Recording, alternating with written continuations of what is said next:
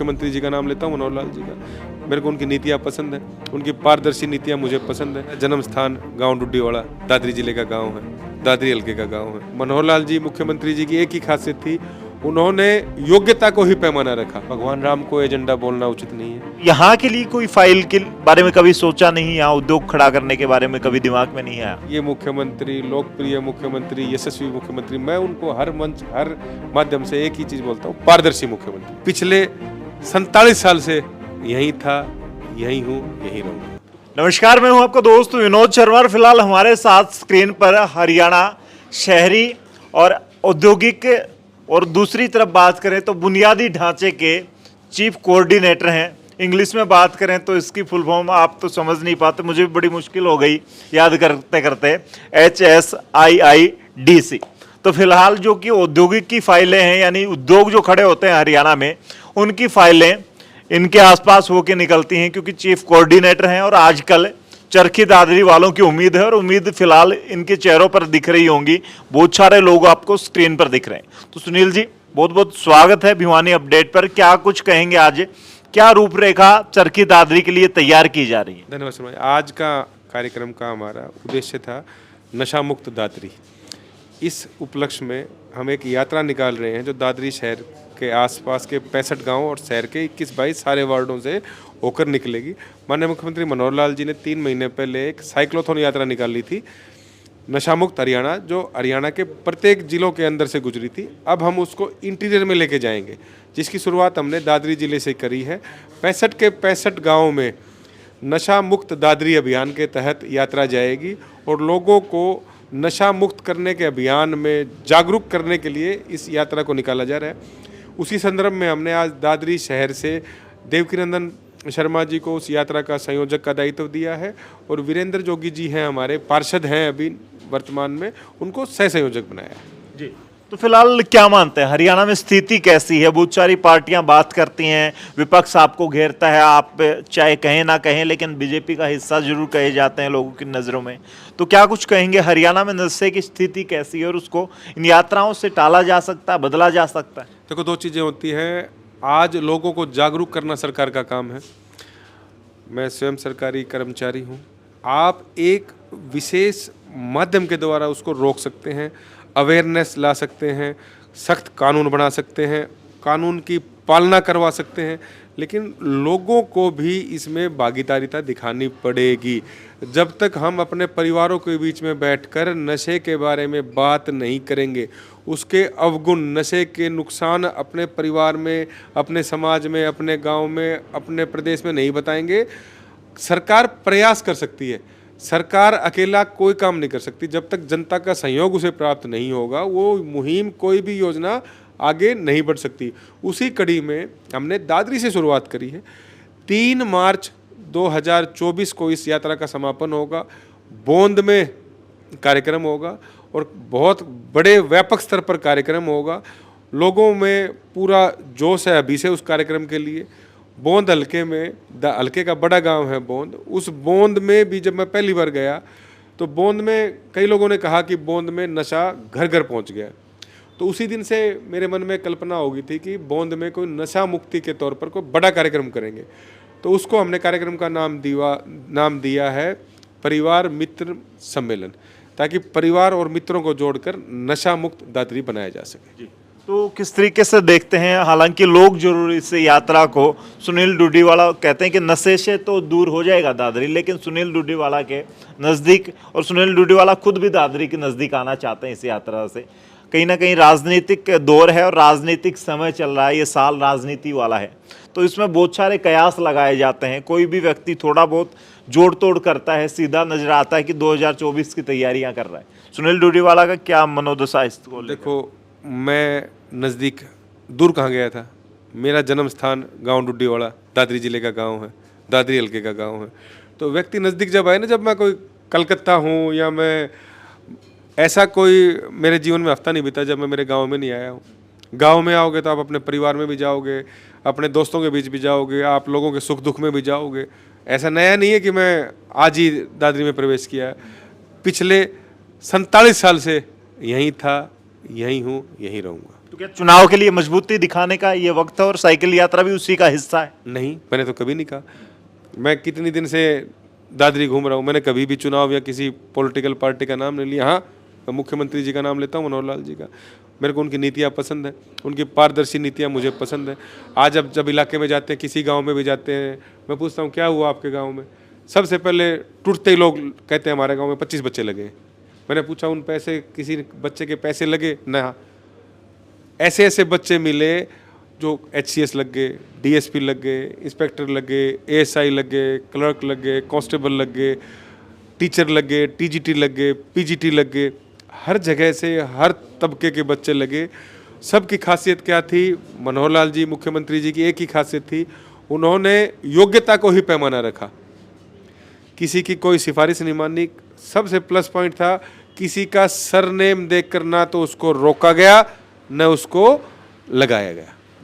तो क्या कहेंगे आने वाले वक्त में, जिस तरीके से आप मनोहर लाल जी की और उनकी नीतियों की तारीफ कर रहे हैं, CM के नाम पर, PM के नाम पर वोट जुटाने के लिए जो स्थानीय कार्यकर्ता हैं वो अब देखे जा रहे हैं, बीजेपी में बड़े चेहरे और नए चेहरे ढूंढे जा रहे हैं, उसको लेकर के किस तरीके से आप देखते हैं? क्योंकि बीजेपी की ये चर्चाएं जब मैं कार्यकर्ताओं से या नीचे ही नीचे लोगों से बात करता हूं तो इस तरह की बातें आती कि बीजेपी अब जिताऊ कैंडिडेट और नए मजबूत चेहरे ढूंढ रही है, क्योंकि आप तो CM के काफ़ी नज़दीक रहते हैं, तो इस तरह की बातें आती हैं। क्योंकि ये राजनीतिक प्रश्न है, इसका मैं उत्तर नहीं देता। लेकिन आपने कहा परिवर्तन शब्द अपने आप में बहुत मायने रखता है। किसी भी क्षेत्र में परिवर्तन होने से संस्थान की, व्यक्ति की काबिलियत बढ़ती है और किसी भी संस्था के लिए परिवर्तन होना अच्छी बात होती है। लेकिन राजनीति से इतना बचते नजर क्यों आते हैं? CM साहब की तारीफें करते हैं, लोग उम्मीदें टिकाए खड़े हैं। अभी मैंने स्क्रीन पर दिखाया था कि चुनाव लड़ेंगे, चर्चा यही है, लेकिन आप राजनीति की बात नहीं करते। मैं अकेला नहीं, या प्रत्येक व्यक्ति मुख्यमंत्री की तारीफ करता है। मुख्यमंत्री को लोग बोलते हैं ये मुख्यमंत्री, लोकप्रिय मुख्यमंत्री, यशस्वी मुख्यमंत्री। मैं उनको हर मंच, हर माध्यम से एक ही चीज़ बोलता हूँ, पारदर्शी मुख्यमंत्री। जितनी पारदर्शिता पिछले 9-10 सालों में शासन प्रशासन में आई है, जिसको मैं नज़दीक से देखा है, आज उनका एक ही लक्ष्य रहता है, अंतिम व्यक्ति तक उनकी योजनाओं का लाभ पहुँचे। ये छोटी चीज़ नहीं है। अंत्योदय जिसको आप बोलते हैं, अंत्योदय उनके जीवन में है। वो रात 12 बजे भी हरियाणा के प्रत्येक अंतिम वंचित व्यक्ति की चिंता करते हैं। उनकी इच्छा रहती है कि किसी न किसी तरीके से जिस व्यक्ति की आय 1,80,000 रुपये सालाना से कम है, जो व्यक्ति BPL फैमिली से है, उसको कैसे अपग्रेड किया जाए, कैसे उसकी दशा और दिशा दोनों को सुधारा जाए। ऐसा मुख्यमंत्री मिलना इस प्रदेश के लोगों का सौभाग्य है, जिसमें आप भी शामिल हैं, मैं भी शामिल हूँ। 24/7 वो हरियाणा और हरियाणवी के लिए चिंतन करते हैं। चलिए, आप राजनीति पर चर्चा नहीं करते, लेकिन जिस डिपार्टमेंट के आप चीफ कोऑर्डिनेटर हैं उसकी जरूर बातें करूंगा। बहुत सारे ऐसे उद्योगपति होंगे जो आपके चंडीगढ़ फाइल लिए खड़े होंगे कि ये फाइल निकल जाए तो उनका उद्योग सेट हो जाएगा। चरखी दादरी से आपने विशेष प्रेम की बात कही है, आपका गृह गांव भी यहीं से है और गृह जिला है आपका, तो यहाँ के लिए कोई फाइल के बारे में कभी सोचा नहीं? यहाँ उद्योग खड़ा करने के बारे में कभी दिमाग में नहीं आया? 2 चीज़ें हैं। आजकल मैं भूमि सुधार आयोग निगम में हूँ। दूसरी बात, आपने कही फाइल लेके खड़े रहते हैं। मुख्यमंत्री जी ने ईज ऑफ डूइंग बिजनेस में इतनी सरल पॉलिसियाँ बना दी, अब किसी व्यक्ति को किसी दफ्तर में जाने की आवश्यकता नहीं है। हर चीज़ ऑनलाइन कर दी। आजकल तकरीबन डिपार्टमेंट्स में ऑफलाइन कोई पेपर रिसेप्ट होता ही नहीं है। हर चीज़ पारदर्शी तरीके से, समयबद्ध तरीके से राइट टू सर्विस एक्ट बना दिया। उसके आगे जाके ऑटो अपील सिस्टम बना दिया, आस, जिसको अंग्रेजी में बोलते हैं AAS, ऑटो अपील सिस्टम। हर चीज़ का समय तय कर दिया। अगर मैंने 20 दिन में कोई काम नहीं किया तो मेरे से एक्सप्लेनेशन कॉल हो जाएगी कि आपने इस काम को 20 दिन में करना था, आपने 25 दिन लगा दिए। उस कमीशन में फिर मेरे को जुर्माना लगा देंगे। मैं दूसरे की नहीं बोलता, मैं मेरे पर बात ले रहा हूँ, मेरे को पिनलाइज कर देंगे। तो चीज़ें अपने आप धीरे बढ़ रही हैं। फिर तीसरा प्रश्न था आपका कि दादरी के उद्योग के लिए 2018-19 में भी मैं यहाँ आया था।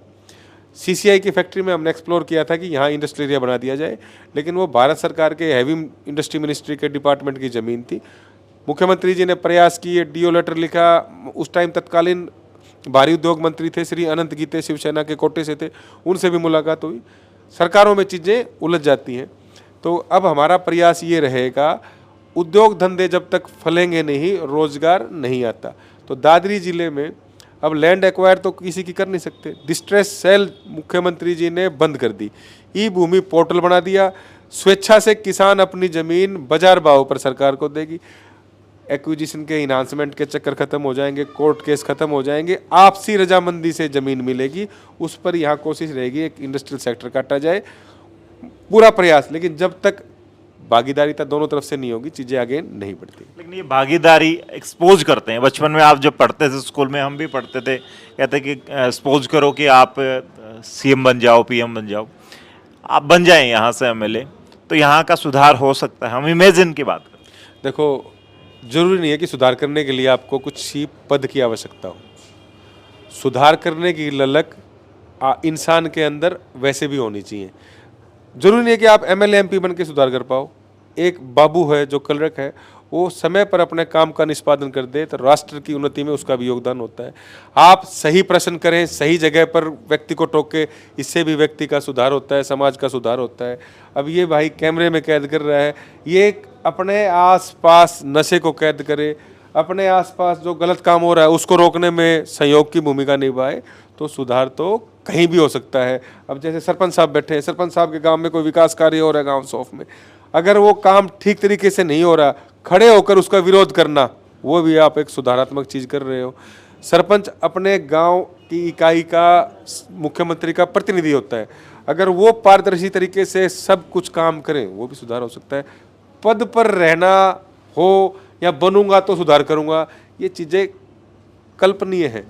व्यक्ति जहां है, जिस पद पर है, चाहे समाज में किसी भी अंग के रूप में कार्य कर रहा है, वो अपने आप में सुधार बहुत कुछ कर सकता है। जी, लास्ट में आप बात करेंगे, आपसे संघ से आपका पुराना नाता और विशेष नाता रहा है, और राम मंदिर की चर्चाएं आती है तो संघ का जिक्र जरूर आता है। किस तरीके से देखते हैं, प्राण प्रतिष्ठा हो गई और पूरा हिंदुस्तान राममय, बॉलीवुड से लेकर पॉलिटिक्स और उद्योग जगत हर कोई राममय हो चुका था, और जिस तरीके से राम बीजेपी का एजेंडा कहता है विपक्ष, किस तरीके से देखते हैं राममय इस तरीके से होना, और राम मंदिर की, राम मूर्ति की, राम जी की जो मूर्ति है उसकी प्राण प्रतिष्ठा? देखो, भगवान राम को एजेंडा बोलना उचित नहीं है। 500 साल से सनातनियों ने इसके लिए संघर्ष किया था। अब आपने देखा होगा, एक न्यूज़ चैनल पर माननीय मुख्यमंत्री जी का कार्यक्रम चल रहा था, वो भावुक हो गए, उनके आंसू आ गए, इतने आंसू आए उनके, हम सब देख रहे थे। वो आंसू केवल मुख्यमंत्री की आंखों में नहीं आए, प्रत्येक घर में आप किसी के घर पूछ के देख लो, जिसने भी प्राण प्रतिष्ठा का कार्यक्रम लाइव देखा था, उसके घर में वही माहौल था। उस प्रत्येक व्यक्ति की आंखें नम थी। राम हमारे आराध्य देवता है, सनातन हमारे लिए हमारे रगों में बसा हुआ था। आज ये कोई छोटा विषय नहीं था कि राम मंदिर की प्राण प्रतिष्ठा, पीढ़ियां खप गई।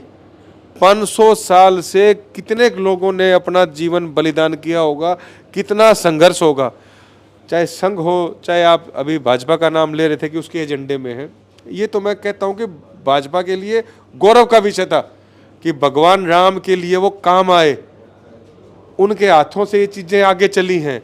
तो भगवान राम जिसके रोम रोम में सब कुछ बसा हो, आज पूरे देश में आपने देखा होगा, सिर्फ राम, मोबाइल खोलो भगवान राम, टीवी खोलो भगवान राम। हमारे लिए सौभाग्य था, गौरव का विषय था, शरण का विषय था। अब आप टीवी पर देख रहे थे, कलाकारों का नाम लिया, एक्टरों का नाम लिया, वो भी तो इंसान होंगे, वो भी सनातनी होंगे, उनके अंदर भी एक दर्द था। इतिहास में हमारे को बताना पड़ रहा था कि भगवान राम ने यहाँ जन्म लिया था। अब एक वो मैं वक्तव्य पढ़ रहा था कि कोर्ट छुट्टी ले रहा है रामनवमी की सैकड़ों सालों से, अरे पूछ रहा है कि भगवान राम का क्या जन्म हुआ था वहाँ। ये चीज़ें थी, लेकिन आज लोगों को पता चल गया, अपनी ताकत का एहसास हो गया। आपने देखा होगा कि भारतवर्ष के प्रत्येक गांव में हर्ष और उल्लास का माहौल था 22 तारीख को। मैं भी दादरी में था, भिवानी भी गया था, मैं मंदिरों में भी गया। प्रत्येक भारतवासी उस कार्यक्रम से जुड़ना चाहता था। वो प्रायोजित या थोपा हुआ जुड़ना नहीं था, मन से जुड़ना चाहता था। मुख्यमंत्री जी के जो आंसू आए थे, वो बहुत कुछ कहानी बता रहे थे, वो एक कॉमन मैन की बात भी कर रहे थे। मेरे भी आंसू आए। आप आज भी लव कुश के द्वारा जब वो सारी रामायण सुना रहे हैं दरबार के अंदर बैठ के, जब वो अपने आप को बताते हैं कि हम राम के पुत्र हैं, हम सिया के सूत हैं, तो आपके स्वयं आपकी आंखों में आंसू आ जाएंगे। क्यों? भगवान राम हमारी रोम रोम में बसे हैं। राम कोई छोटा सा शब्द नहीं है, हमारे लिए बहुत कुछ है, मेरे लिए तो बहुत कुछ है जिसकी बयान मैं शब्दों में नहीं कर सकता। तो आपने कहा कि बीजेपी काम आई राम के, तो बीजेपी के भी काम आएंगे राम? तो बीजेपी का सौभाग्य है जो भगवान राम के काम आई, जिसने, और उन बलिदानियों का भी आप देखो, आप ऐसे अनगिनत बलिदानी जिनका नाम नहीं पता होगा। जब कार सेवा हुई थी, जब वो ढांचा गिराया गया था, बहुत लोग उसको मस्जिद बोलते हैं, मैंने मेरे संपूर्ण जीवन को मस्जिद नहीं बोला, उसको ढांचा था वो। बाबर का इतिहास प्रत्येक व्यक्ति को पता है। भगवान राम सैकड़ों हजारों वर्ष से हम उनकी संतान हैं। जो चीज़ें होती हैं, अब बीजेपी काम आई तो आप अनुमान लगाना आपका काम है, राजनीतिक टिप्पणी करना मेरा काम नहीं है। जी, तो फिलहाल आपने देखा हमारे साथ स्क्रीन पर थे सुनील डूडीवाला। हमेशा सीएम के साथ आपको तस्वीरों में नजर आते हैं, संघ से काफ़ी नज़दीकियां हैं और चर्चाएं चरखी दादरी में ये हैं कि आने वाले वक्त में 2024 का चेहरा हो सकते हैं बीजेपी से सुनील डूडीवाला। आपका क्या कुछ कहना है कमेंट में लिखें, इस वीडियो को शेयर करें। तब तक के लिए धन्यवाद। राम राम, जय हिंद।